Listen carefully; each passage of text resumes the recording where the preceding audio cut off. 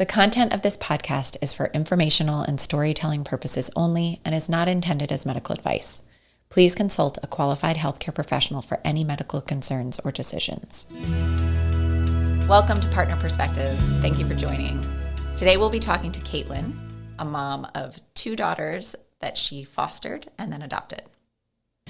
Thank you so much for being here, Caitlin. I got a chance to talk to Jared a little bit about his experience, and now just would love to hear a little bit more about your perspective on all things fostering and adopting and becoming a parent to older kiddos. So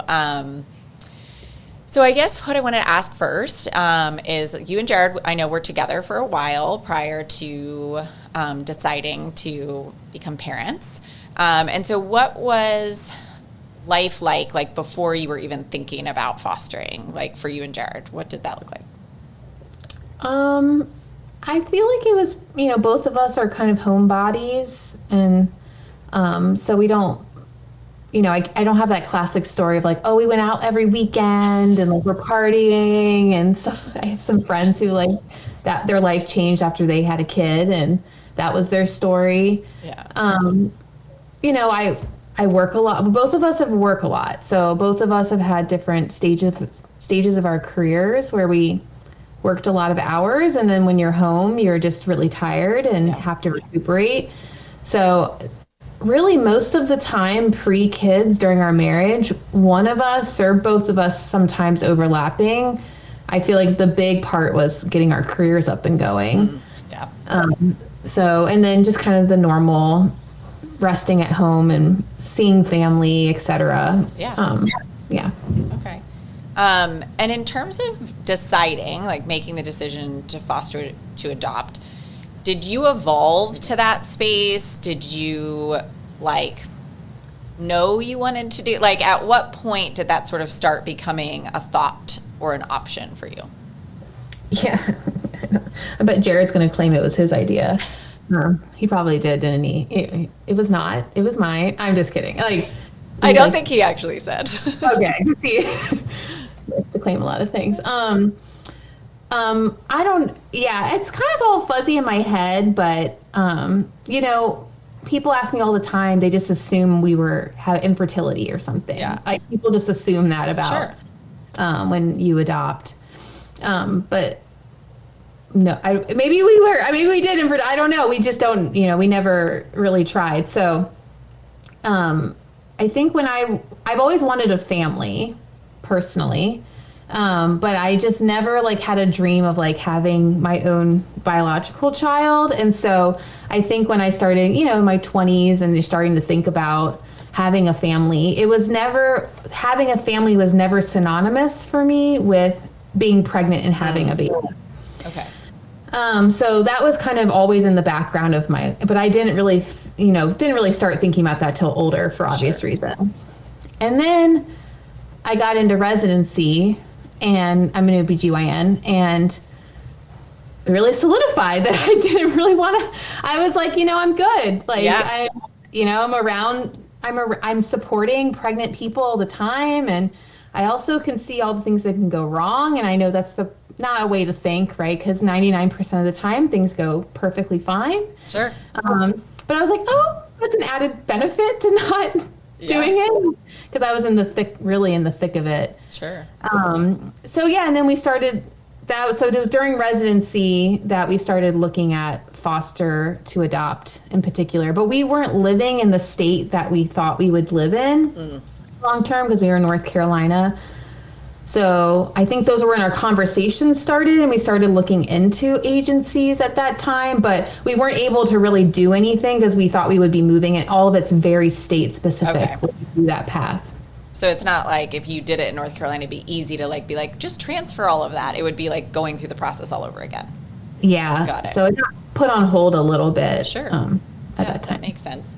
And then the concept of fostering to adopt not an infant child, right? Making the decision is that something that as you're going through the process you talked about, and then also is it something that you share with the foster agencies?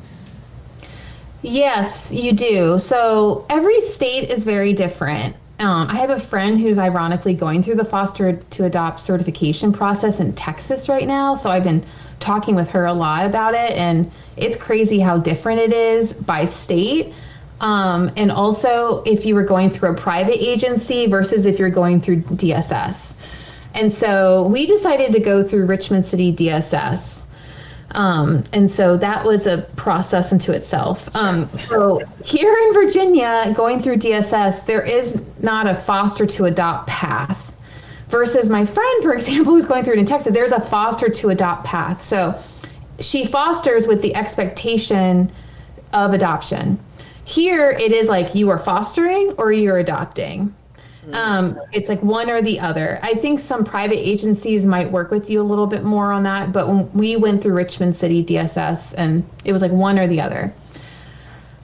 So our caseworker knew we were open to adoption, right? They knew that, and so I think they like kept their eyes out for us, because not every foster parent, of course, some parents there, that is what they're called to do, is fostering, and some adoption, and then some in the middle. Right.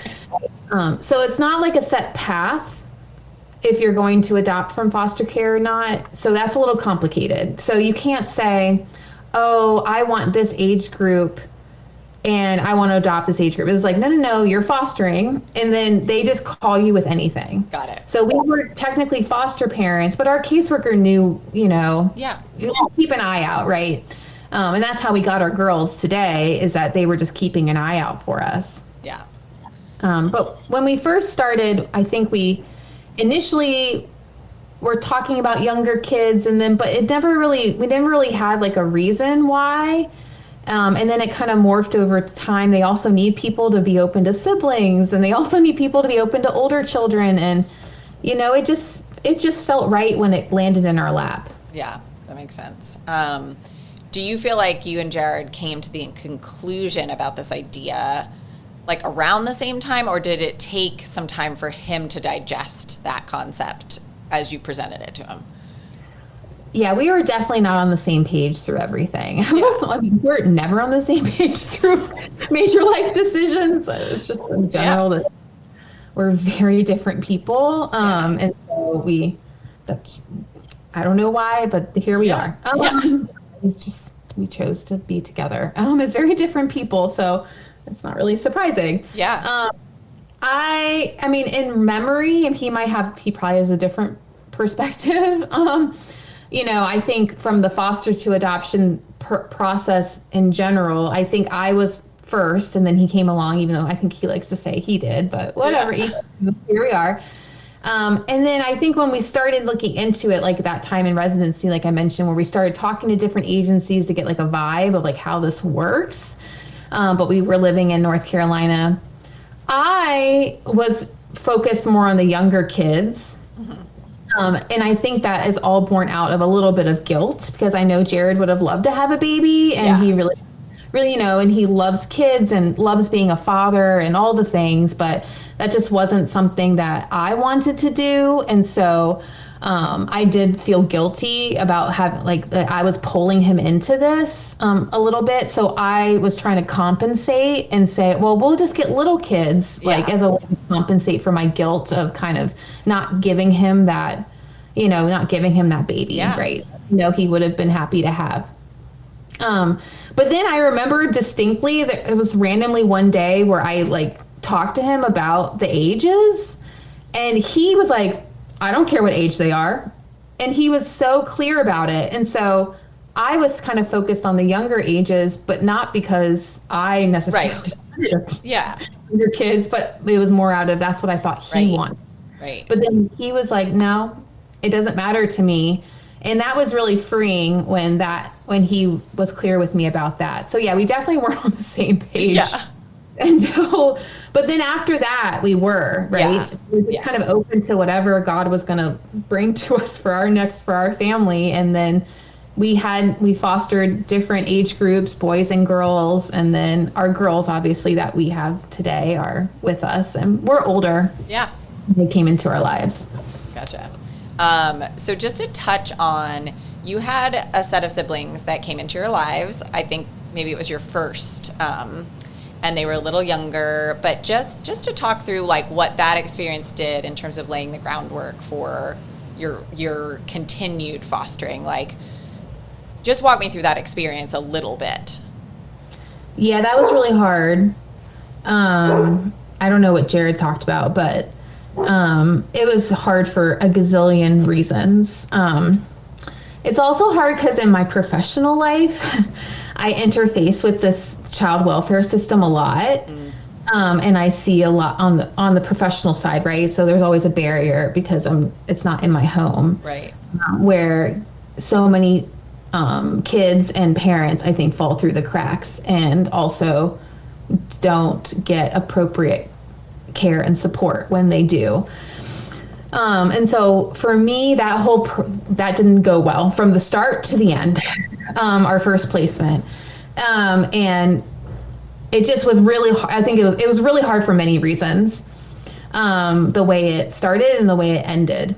And I think it was extra hard for me because it just took away all my hope of the system. Like because I just have now seen it in all the ways, given my professional life and now my personal life, and how the system is just really not well supported and does not work well. Yeah. So when they dropped off the kids, for example, I think Jared was with the kids in the other room, like trying to get them, acclimated, because they're just like, they just show up to this house. And like, I can't imagine being a kid. And, with like one toy in their hand and to these people they don't even know. And I'm in this room behind me talking with the caseworker for the kids, and I'm asking appropriate questions, right? Questions like, health things. Yeah. And I asked in particular, like any history of trauma that I need to know about, right? Like we've been to all the classes. Right. Also, like, that's just a normal thing to ask, like in these things. And she looks at me, she goes, no. And I'm like, okay. And then, the boys had a lot going on. Yeah. They had a lot going on, and I feel like we did the best we could. But they had a lot more needs than what we were able to give them, because we were not therapeutic foster care parents, kind of like that higher level of care where they get like heavy support. And I feel like we did the best we could. And I was just like, then we of course find out that they have very significant trauma, extremely significant trauma. And it's just, this caseworker said no. Right. Like, these are your kids that you are responsible for, and you say no. And she didn't tell me anything about them. Nothing. Yeah. She was just like, sign these papers so you can get them clothes, because they give you like clothing vouchers because they didn't have anything. Absolutely no warm handoff whatsoever. Yeah. Just like left them with us. So that's how it started. Yeah. And then it was, we took care of them. We loved them. Right. And then they just had a lot of needs that we were not equipped to deal with. And I feel like we did the best we could at getting them support. I took them to the doctor. I'm a doctor. Right. And we took them to the pediatrician, and, that was on the other side of town. Right. And I remember, because they had like the flu or something, and they're kind of looking at us and judging us because we're like the white foster care parents, right, walking in. And I sat down with the pediatrician, who's like an old, definitely has been around this pediatrician has been in practice for like decades, right? And I said to her, I was like, I really care about these kids. I'm a doctor, you're a doctor. Can you please tell me they're having some behaviors at home, and we weren't given any information about what might be going on, and we just want to take good care of them. And she really paused and looked at me, and then I think she realized, like, oh, these people actually do care. Yeah. And then she like turned around the medical record and like pointed to something that she had handwritten about some significant abuse that they had had. And I was just, then we did what we supposed to do. We reported that back to the caseworker, right? And so we told her, like, what's going on at home. This is what's going on. Like, we're handling it, but like, we're just concerned there's a lot of unmet needs, and we're finding out these information. And then all of a sudden one day they decide that they need to go to a therapeutic foster care family, which is appropriate. They should have been kept in that in the first place. And I was out of town for work. So I was given I actually had this like really great opportunity at the early part of my career to go give this talk at this conference in a different state. And it was like kind of a big deal in my path. But that's when they moved out and I never got to say goodbye. Yeah, that's hard. That's hard. So, and so did that just feel super discouraging to this process then? So discouraging. And I think I had it worse because I had in my professional life, I've seen many, many other discouraging interactions with the system. Sure. So that was really hard for many reasons. And Jared has his, he was also in the thick of it too. But that set, to answer your question, long story long, that was not a very good tone going forward, I think, for working nothing with the kids, like, right. Yeah. Right. It was just the process. The process in the system is so broken. And so we took I don't know if we took a break for a little while. I can't remember exactly, but we told our caseworker how inappropriate we think that was. Like those kids should never have been placed with us, and it led to another loss in their lives. Another traumatic event, being taken from a home that should never have happened to them because someone didn't, right, like fully do their due diligence. Yeah. People, it's the system, but and so I think that took a little bit of time for us to recuperate before we started taking care of other kids after that. Okay. And then you had like a few like short-term things in between there, some respite care and things like that. But tell me a little bit about when you met your children for the first time. Do you remember that? Yes, very much so. I actually remember the day we found out about them. That was our caseworker. Our caseworker, I think, had been a little bit more diligent with what placements she brought to us after our experience, and so we appreciated that. So we were about to give up. I don't know if Jared talked about it, we were about to give up on going through DSS. And so we actually had like a meeting scheduled with a private agency. And so we had actually scheduled, but then like days before, just like couple days before, they call us about the girls and they're giving us like just on a phone call a little bit of information about them. We're like, they sound great to us, like we're here. And, they tell you over the phone, like what the girls say they want in a family. And it's really cute. It was very easy things like, we just want to do things together. We're like, right. Family. And we don't care if they're black or white. We just want this. And I'm like, well, that's what we can do. And then they kind of just like, we'll follow up with you with more information. And then we still went to the meeting with the private agency. And it was just so like just very, very divine, because we mentioned to them like, well, we might not be going through you guys anymore because they just called us about these girls that are up, who need an adoptive home. And our caseworker was literally just like in the same room.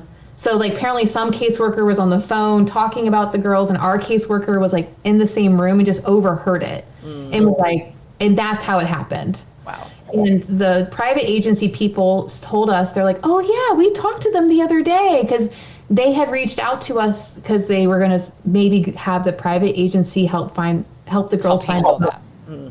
And they said, but they told us they found a family. And we're like, oh, well, that's us. You're like, that's us. Yeah. So that was, I remember that distinctly because that's just when it was really clear, like, oh, you don't know if it's going to work out, but I was like, this looks like, you can't just, this is all happening. Yeah. Coming together. And then I remember when we brought them over for the first time to hang out, obviously I was like super nervous. I had asked my friend at work, like, what do you do with kids?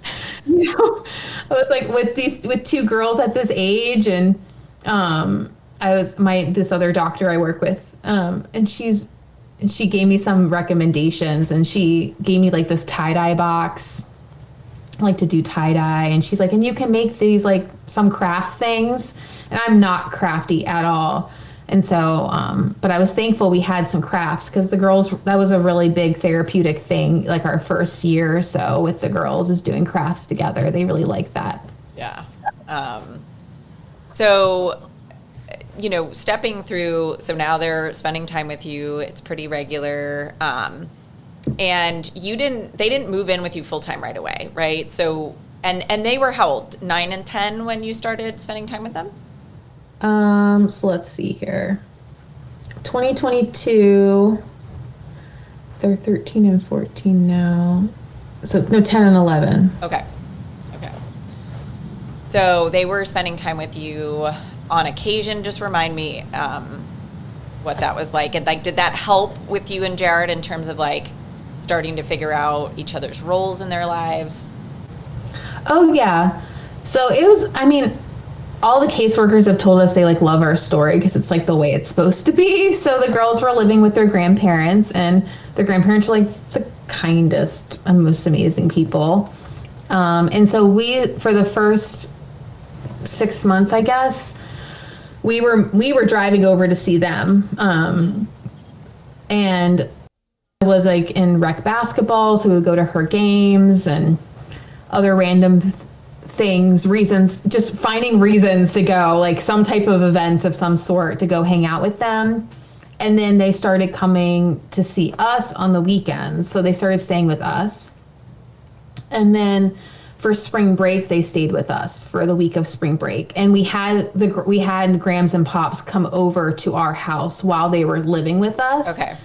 For the week.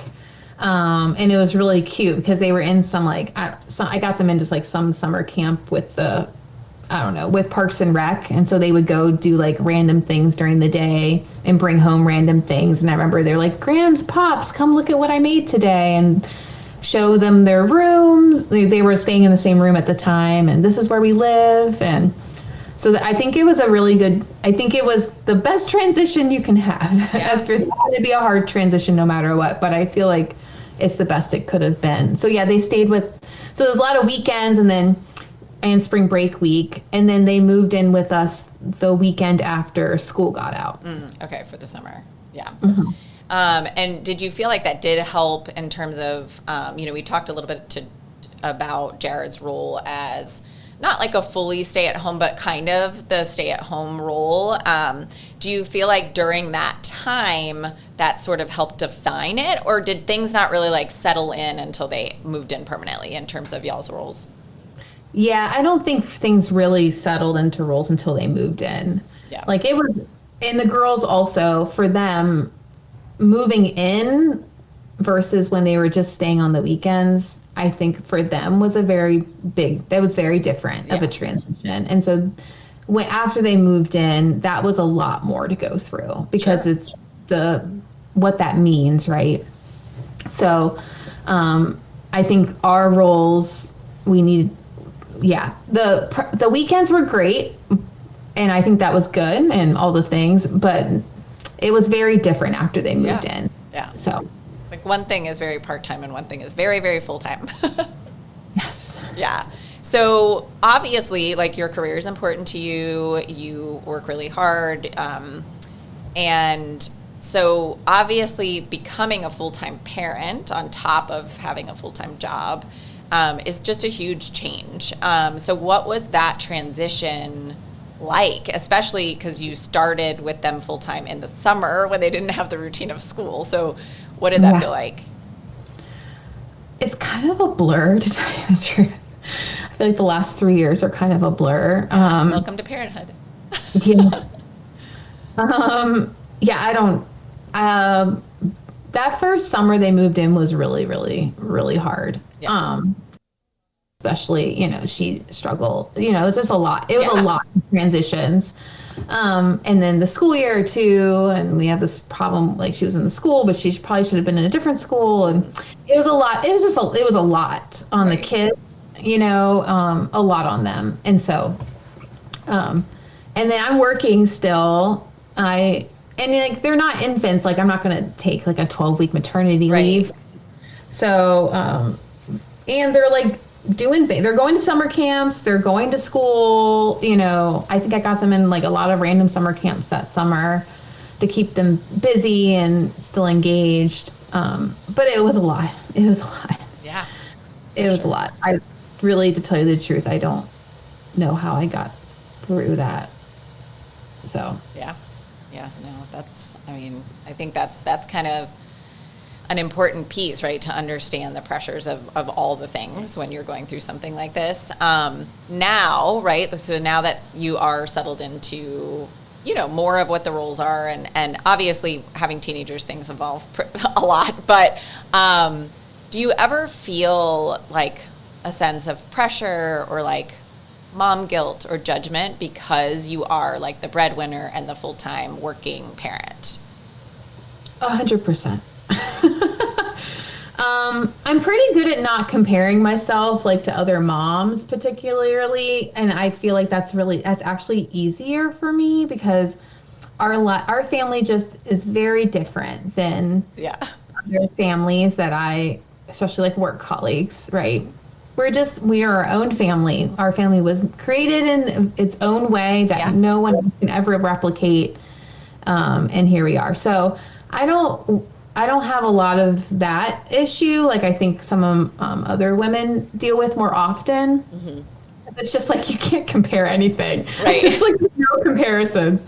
Obviously if I'm out of town a lot, you know, I go to town for work and, you know, I can, you know, I feel Jared's like, why are you taking them to Starbucks before school? And I'm like, because I feel guilty that I was gone, you know, and, you know, you miss things every once in a while.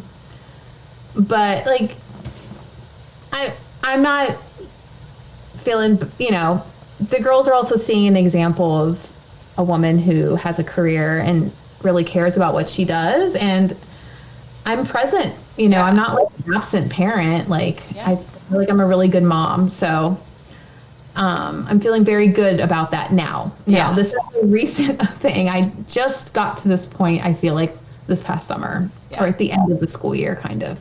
Yeah. So I'm happy about that. Now, being like the person who makes the money, I feel like that's in every family probably. You know, that is a lot of pressure onto itself.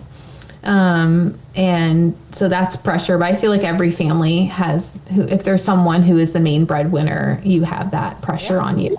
Yeah, absolutely. So obviously, you know, as you guys had been married for quite some time, then you become parents pretty much overnight to tweens. And so, you know, it's normal, I think, in every parenting relationship to have some disagreement on certain parent things and how things are done. And how, like, do you feel now, so if this has been going on since 2022, like, do you feel like now you both have a rhythm and a sense of, like, roles and, okay, Jared likes to do this, I don't, so I let him have it, but I find my place here. Like, do you feel like you have a rhythm now? Yeah, I think so. And I think so, yeah. And to the point where sometimes I'll be talking to my best friend and I'll say things like, I feel bad that I'm not doing this or that, and she will remind me, she's like, you and Jared have your roles and you don't need to do all the roles, Caitlin. Mm. Like you stick with your roles and let him do his. You don't need to be doing everything. Yeah. Like you can leave things to him. And so I think so. Like I'm the calendar parent, for example. Like I make the calendar. I organize. Our kids have, you know, a lot of medical things, and so I organize. And that's obviously in my wheelhouse. I organize all of that, all the all the prescriptions, all the medical appointments, all the dental appointments. Jared sometimes does the eye appointments because he wears glasses, and you know, the kids know if they want to plan something with their friends, they don't go to him first, they go to me. So, the tutors, et cetera, et cetera. Yeah. So, I organize all of that, and then Jared is the executor. So, you know, a lot of those things happen between 3 and 6 p.m. And that is when he is available and I'm not. So I think it's to the point where if I I've gotten off work early and been like, oh, I can go home early for some reason. And then it feels weird, like getting home before 6. It seems like I shouldn't be there. You're like messing with the routine. Yeah, kinda. People don't like it. So, yeah. So I feel like we've done, and Jared, he cooks, he does all the food, like all the food and everyone has a different opinion on what they want to eat. So he deals with all of that stuff. And then he also is very good at like when there's some type of disagreement that between me and the girls, we can all be quite sassy, all three of us, and pushy, and he is a very good balance to us. And so if there's something that I know is going to cause a lot of strife between me and one of the children, I sometimes will ask him to deal with it. Yeah. Because I know that when he handles it, it won't be as dramatic. Right. It's like the level-headed versus like a more emotionally charged situation. Yeah, I'm not good at that. Yeah. And what are some things that you and Jared do, or even if it's super small, ways of like reconnecting now that you are like, you have this huge other role of being a parent 24/7. Because obviously, like, I'm sure there were things that you did that are harder to do now. So it's like, what are some ways you try to connect now that you're parents? Yeah, we probably need to do a better job at that. So for the last 3 years, it was just hard for us to do anything. And now we're in a space where the girls are just like doing so well that I think we need to get back into a routine of connection. And so I'm not really sure, to tell you the truth, because all the quote old ways of connecting, like this is a different phase of life. And so I think we need to find our new rhythm for that. And I think now we can, because the girls are just doing so amazing. And now we just have more space, Right. Like mental capacity. Yes. Yeah. So I don't really know actually like what is good like on the day to day. I do try to take him to a conference with me once a year. So I do go to conferences for work. And so I do try to bring him to that whenever we can with childcare and stuff like that. So that's kind of nice. So like once a year, I know that he's going to come to a conference with me. Yeah. So I know we have that, but other like day-to-day things, like I think there's things we do, but I think we need to get back find a new routine, not just try to do what we used to do. Right. Like be more intentional about it. Yeah. That's good advice. And then, obviously there's like the emotional lift, right? Like the emotional labor. Do you feel like Jared, because I feel like gender-wise often we identify that like the female figure often is like the emotional bearer of the emotional labor, just in traditional, right, like roles and in society. Do you feel like you and Jared are pretty equal in the emotional labor of parenting, or what are your thoughts on that? I think we are. I think Jared has it harder than me because there is that, what you just said, there's this expectation that he just has to be level-headed and stuff. So, but I know like through everything we've gone through, like it's really hard. So we both were dealing with things a lot, and I think there was more of an expectation that he needed to keep everything stable. He needed to be the level-headed one. And so I don't think he got to deal with all the emotions that come with all of that as much as I probably am more allowed to do, quote, allowed society to do so. So I think we do. Now I know that sometimes I can be I get a little in my head more than him, and that's, I think, very normal from a gender role perspective. Like I will get kind of obsessed and worried about things, and he's like, he has to remind me, like, no one's gonna die, right? If this happens, like, it's not the end of the world. And so he is very good at that. But I know he worries and is concerned about things, but I think he does, he has this expectation that he has to keep it together more. Sure. Yeah, no, that makes sense. So What do you wish people understood about adopting older kids and like how it affects like, you know, the marriage relationship and those types of things? Do you have any tidbits to share? I think the number one thing is that no one is ever going to understand what you went through except for you. And that you shouldn't try to think that you understand because no one understands what has gone on in our house in the last 3 years except for the four of us. Yeah. And so I think there's a lot of transitions. And it's very challenging for everyone. So I think that's one thing. I think the other thing is that this is just a general adoption thing. People say like, oh, well, you saved those kids, or you are such a blessing to them, or I don't know, some other comment like that. And I just want to say like, no, it's like, it's a two-way street. Like my children created our family. Like, you know, we have a family. My children are my family. They created my family. And I'm so grateful to them for that. And it goes the other way around. Yeah. You know, and I think all parents deal with, it's an opportunity to do some more introspection and work on yourself. And I think going through what we went through, I think amped that up like 20 gazillion times. And so I think you also have to be ready to deal with your own stuff. And so like it brings up things that you may have been able to compartmentalize as a non-parent. Yes. But now all of a sudden here it is. Yes. Yeah. And so that's a lot. I've done a lot with my therapist, you know, like a lot of work. And I'm thankful for my kids for helping me get to this point, right? Yeah. Of being able to get some healing from some stuff that I probably would not have ever addressed before because I didn't need to.